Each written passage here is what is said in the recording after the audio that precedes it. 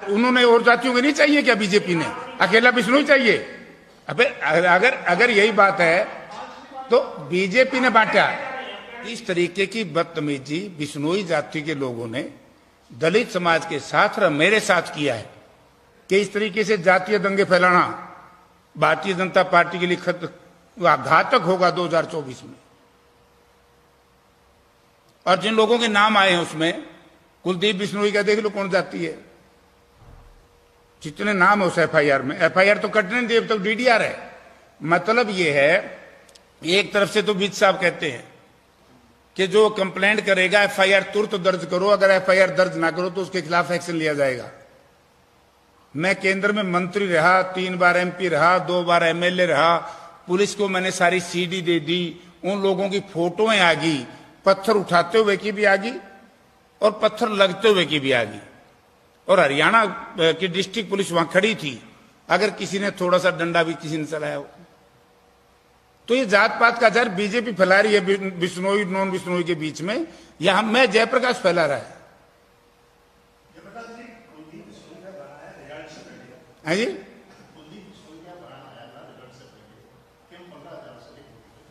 पैंसठ उसने तो ये कहा था 35,000 से कम जीत्या मैं जीत नहीं मानूंगा। नहीं, मैंने गणित बता दिया। गणित तो यही था कि उन्होंने जिस तरीके से सत्ता का दुरुपयोग बताता हूं मैं, हमारे एजेंटों को उठा लिया गया। हमारे जो पोलिंगों के ऊपर थे, आपको याद होगा, हमारे विधायक है बालू इंदुराज, उसको चूड़ी बागड़ियान से उठा करके हंसी छोड़ दिया। हमारे अनिल मान हैं, उनको बाढ़समंद से उठा करके चौकी में बंद कर दिया। हमारे सुब्बे सिंह हैं, उनको उठा करके सदर थाने में बंद कर दिया। यानी कि पोलिंग वाले दिन हमारे कार्यकर्ताओं को जो वोटिंग करवा रहे थे उनको जेल में डाल दिया, हवालातों में बंद कर दिया। और जब मैंने एसपी से बात करी, अगर एसपी मना करता है तो मेरी कॉल डिटेक्ट में करके लोगों के बीच में रखूंगा। यानी कि हरियाणा हिसार पुलिस ने जिस तरीके से हमारे पार्टी के शीर्ष कार्यकर्ताओं को, क्षेत्रीय नेताओं को हवालातों में बंद कर दिया, थानों में बिठा लिया, और पैसे का दुरुपयोग। गोपाल कांडा का सारे व्यक्ति जानते हैं। एक कोई अजय सिंह की पार्टी में था, कलरक था, नाम तो पता नहीं उसका क्या है, मिन्नू बेनीवाल। अब आप देखिए, मिन्नू बेनीवाल 3 गाड़ी, और गाड़ी भी वैल्यू पता है कितनी है गाड़ी की? 80 लाख रुपये एस्कॉर्ट पायलट में चलती। वो इसी उम्र को पता हुआ, इसका पड़ोसी है, क्योंकि ना मेरे पे तो अभी आई नहीं है, मैं 80 लाख रुपए की। तो यानी कि क्या हैसियत, आप देखिए पुलिस की गुंडागर्दी, क्या हैसियत है मिन्नू बेनीवाल की, आप ये देखिए। कोई पॉलिटिकल आदमी है? उसको एस्कॉर्ट पायलट दी हुई है। जयप्रकाश के पास सिक्योरिटी भी नहीं है, केवल एक गनमैन, और जिसका 2 परिवारों से, 3 लाल परिवारों से झगड़ा। एक लाल से नहीं है मेरा, लोग जानते हैं 1996 में ओम प्रकाश चौटाला का, अभय सिंह का, जयप्रकाश का किस तरीके से फायर एक्सचेंज हुए थे, क्या क्या हुआ था। मेरे ऊपर कातिलाना हमला किया, और उसी का एक कारण है कि यहां तो मेरे पास सिक्योरिटी नहीं, मुझ पर हमला करवाया जाए। और मिन्नू बेनीवाल की आप क्या पॉलिटिकल ताकत समझते हो, क्या एडमिनिस्ट्रेटिव ताकत है, क्या है वो? उन्हें लोगों को डराया, उन्होंने पैसा बांटा। और मैं एक जगह नहीं, आप देखिए काली रावण की गौशाला में 50 लाख रुपए दिया, डाणी खासा में 50-25 लाख रुपए दिया। कहीं नाला की कहते हैं तुम्हारा नाला बना दूंगा, ये तो उसकी घोषणाएं हैं। तो ये क्या सामान है, ये कौन मटेरियल है ये मिन्नू बेनीवाल जो इस तरीके से करोड़ों रुपए बांट रहा है? ये कौन सा मटेरियल है? कोई सरकार में है, या कोई प्राइवेट कहीं किसी का करिंदा है, या कोई पॉलिटिकल आदमी है? कौन ये? तो ऐसे बैड एलिमेंट्स को जिस तरीके की छूट दी तो उसका चुनाव के नतीजों पर असर पड़ा। वरना तो 31 तारीख तक तो सबको पता है कि जे भारतीय जनता पार्टी सत्ता का दुरुपयोग ना करती, ये तो ये कहते थे 1 लाख वोट मिलेंगे। श्रीमान जी आप भी कहते थे ना 1 लाख मिलेंगे, कहां गए? 67 पर रुक गए। और अगले चुनाव में 35 से ऊपर नहीं जा पाएंगे, जनरल इलेक्शन होगा और मैं ही चुनाव लड़ूंगा। क्यों छोड़ दिया कलायत? तो आदमपुर की बात हो रही है, कलायत की हो रही है? क्यों छोड़ा कलायत भाई? कलायत लड़ेंगे, आदमपुर मैं लड़ूंगा। हाँ लड़ेंगे। और बोल, मैं उन नेताओं की तरह नहीं हूं। अब मेरा सुनो, मैं उन नेताओं की तरह नहीं हूं जो कायर और कमजोर प्रवृत्ति के लोग हों, जगह छोड़ के दौड़ जाए। और जहां तक सवाल आप पूछ रहे थे अध्यक्ष जी से, शैलजा जी के मैं घर गया था, मैं शैलजा जी के घर गया था हिसार। मैंने 2 बार टेलीफोन किया था, किरण चौधरी को मैंने टेलीफोन किया था, मैं उस समय गया।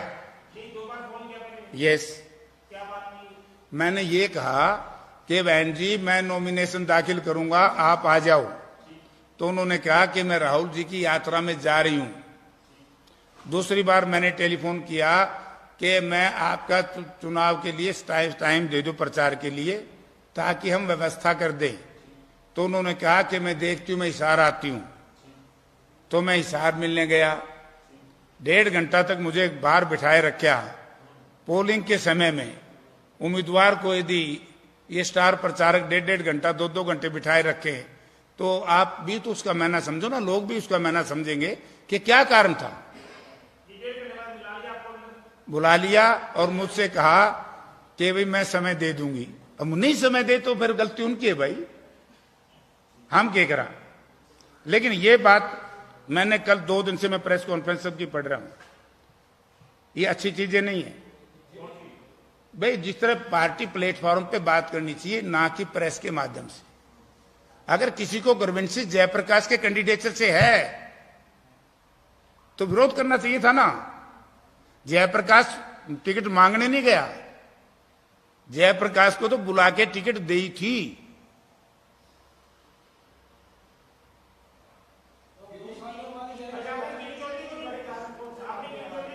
मैं आपने तो रोक दिया था, आगे बढ़ाऊंगा। अब किरण चौधरी का शुरू हो गया। किरण चौधरी को मैंने टेलीफोन किया नॉमिनेशन से पहले। आप कह रहे हो ना अध्यक्ष जी ने भी रिक्वेस्ट कर दी, शैलजा जी को करी ना, किरण का मैं बताता हूं, उसी पे मैं आऊंगा उसी लाइन पे। मैंने किरण चौधरी को कहा, मैंने क्यों कहा, मैंने ये नहीं कहा कि वो हमारी नेता है, नो। मैंने इसलिए कहा कि उनके अंग्रेजी में नाम देख लियो कि सुसर साहब चौधरी बंसीलाल भी वहां से चुनाव लड़े और उनके पति भी स्वर्गीय चौधरी सुरेंद्र सिंह वहां से चुनाव लड़े, आदमपुर से। वो पार्लियामेंट लड़े क्योंकि आदमपुर भिवानी पार्लियामेंट में था। तो मैंने उनको टेलीफोन किया कि भाई आप लोगों का कुछ है यहां, तो आप लोग पार्टी के लिए प्रचार करो। तो उन्होंने कहा, पहली बार तो कहा कि मैं PRO हूं, बॉम्बे में हूं। हाँ, दूसरी बार मैंने कहा कि मेरी तो टांगें सूज गई हैं। उनका भी मेरे पास रिकॉर्ड है।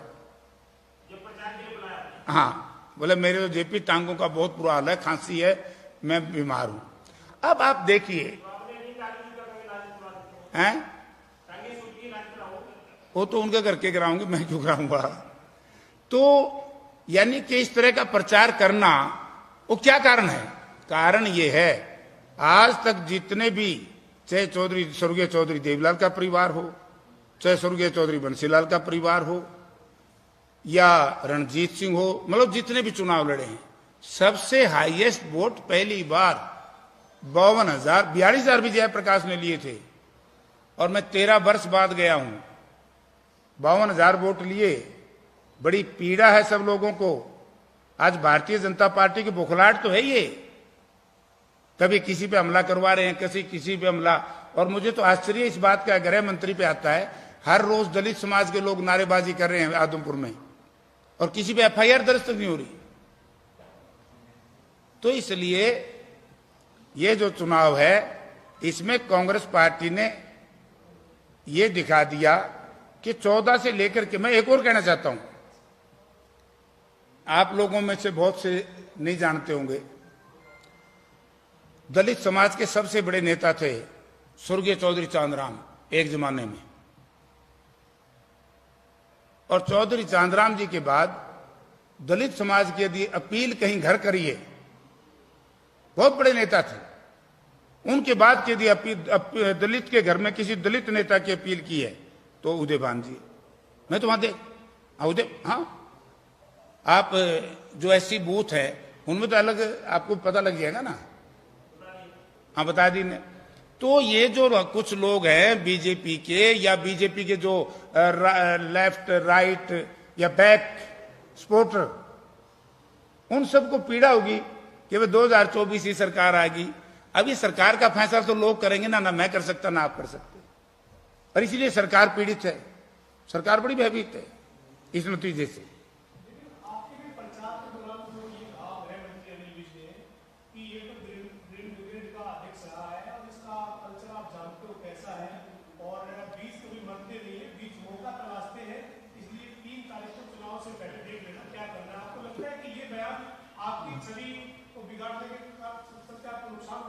मैं तो अनिल बीज से दूसरी बात पूछना चाहता हूं।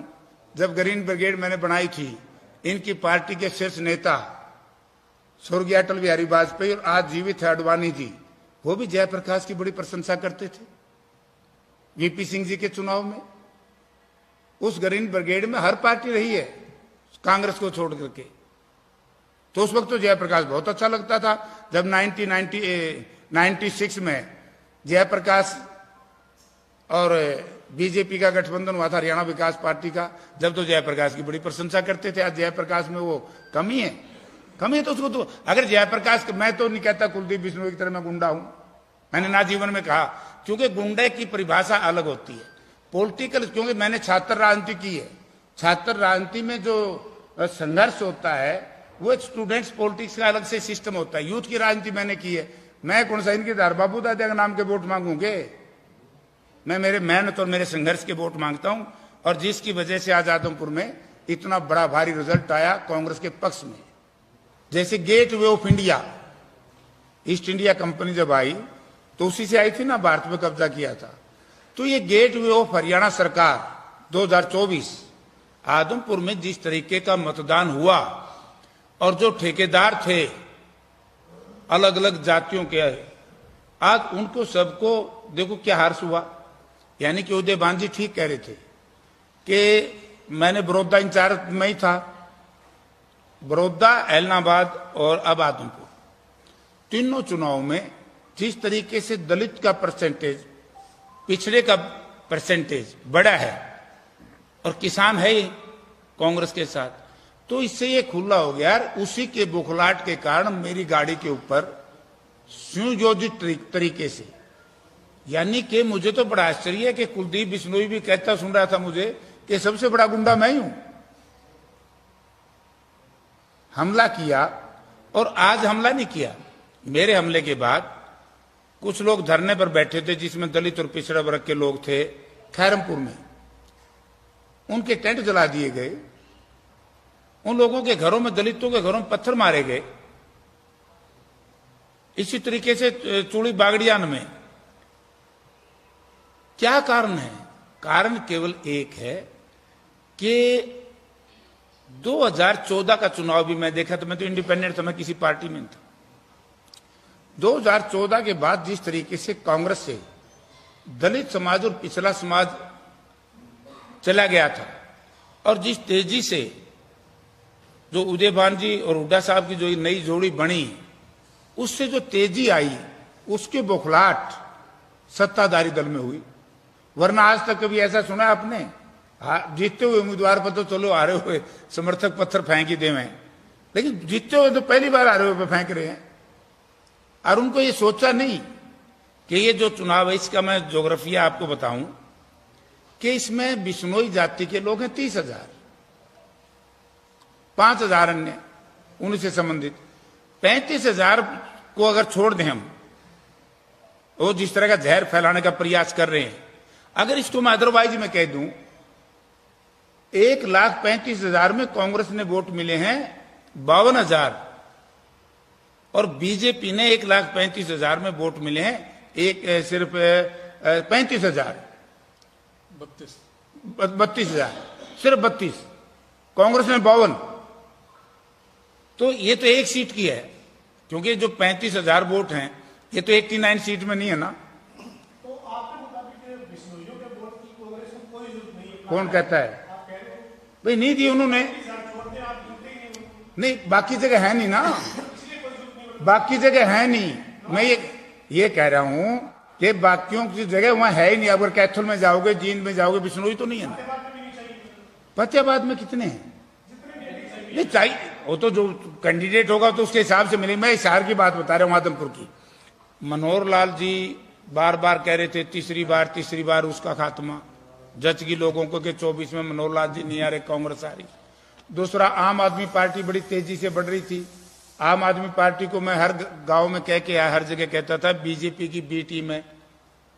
और केजरीवाल जी ने 28 तारीख को अपना रोड शो था रद्द कर दिया, और उन्होंने भी, उनका जो उम्मीदवार था उसने 29 तारीख को बयान दे दिया कि भैया जीतेगा, तो आम आदमी पार्टी भी उनके साथ। ये जो इंडियन नेशनल लिखे तो लोकदल भी नहीं बचा, वो तो दल बच गया, दल बच गया, वो दल भी उनके साथ। अभय सिंह ने सैकड़ों लोगों को टेलीफोन किए कि बीजेपी को वोट दो। बीजेपी उनके साथ, जेजेपी उनके साथ, और जिस तरह का जोग्राफिया जातीय समीकरण है वो उनके साथ। तो इसलिए इस चुनाव के बाद इसलिए ये लोग भयभीत है। जैसे ना घायल होने के बाद पक्षी बड़ा फड़फड़ाता है, घायल पक्षी की तरह बीजेपी पार्टी के नेताओं की हालत हो रही है। क्योंकि जो समीकरण आए हैं, चुनाव के नतीजे आए हैं, उससे यह है कि 24 में, यही बात हम कहते थे, 24 का रास्ता आदमपुर खोल लेगा। 24 का रास्ता आदमपुर ने कांग्रेस के लिए खोल दिया है। आपका बहुत बहुत धन्यवाद। ये व्यक्तिगत बात करनी है कर लो। बहुत धन्यवाद, थैंक यू। जलपान करके जाइए, जलपान करेंगे फिर और बताऊंगा।